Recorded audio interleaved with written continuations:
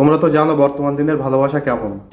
ছেলে বুঝলে মেয়ে বোঝে না, মেয়ে বুঝলে আবার ছেলে বোঝে না, আবার যদি দুজনেই বোঝে তাহলে বাড়ির লোক বোঝে না। বলেন কি? আবার অনেকে বলে যে ভালোবাসার জন্য নাকি জীবন পর্যন্ত দিয়ে দেওয়া যায়, ভালোবাসা নাকি জাতি ধর্ম কিছুই মানে না। আচ্ছা, এরকমই একটা ভালোবাসার পরিণতির গল্প তোমাদেরকে আজ আমি শোনাবো।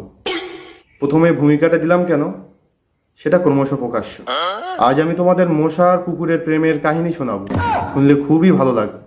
একবার কি হয়েছে, মশার সাথে একটা কুকুরের বন্ধুত্ব হয়ে যায়। বন্ধুত্ব এতটাই গভীর হয়ে যায় যে শেষে সেটা প্রেমে পরিণত হয়।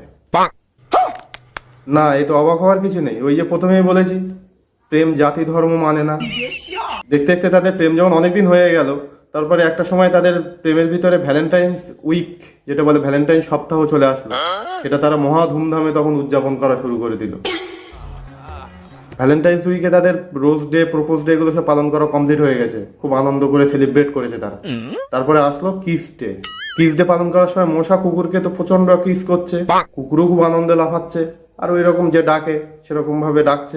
ये सब क्या देखना पड़ रहा है? अच्छा है मैं अंधा हूँ। তো একটা সময় কুকুরেরও মনে হলো যে মশাকে আমিও কিস করি। তখন সে মশাকে বললো যে আমি তোমাকে কিস করতে পারি। মশা বললো যে ঠিক আছে করো, আমি তো এতক্ষণ করলাম।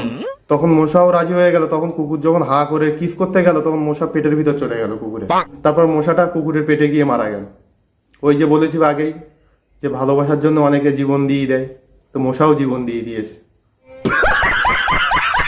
কুকুর তখন আপসেট হয়ে গেল যে তার প্রেমিকা মারা গেল। সে তখন দুঃখে দুঃখে ঘুরে বেড়ায়। তারপর মশার দুঃখে 15 দিন পরে কুকুরটাও মারা গেল। তবে কুকুরটা কি করে মারা গেল জানো তো? মশার কিস করার ফলে ডেঙ্গু হয়ে, কারণ সে ডেঙ্গু মশার সাথে প্রেম করেছিল। এভাবেই কিন্তু দুজনের প্রেমের সমাপ্তি হয়ে গেল।